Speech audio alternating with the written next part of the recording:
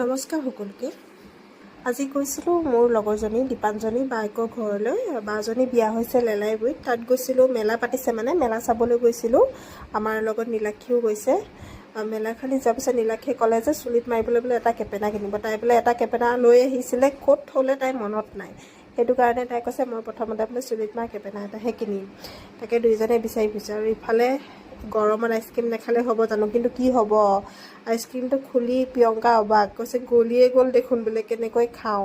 তাই খাবই নোৱাৰিলে বেচেৰি, অকণমান খালে, টেষ্টটো বোলে ইমান ভাল নেপালে তাই।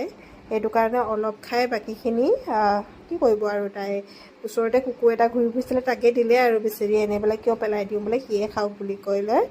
আৰু এই দেখিছেনে ল'ৰা দুজনে দোকান দি আছিলে, তেওঁলোকে বোলে ঘৰতে বনাইছে। ইমান ধুনীয়া লাগিছে নহয়, বেন ক্লিপ এনেকৈ দেখিছেই নহয়। আমাৰ নীলাক্ষীয়ে প্লাষ্টিকৰ ফুলটোলৈ কি জমনি কৰি আছে।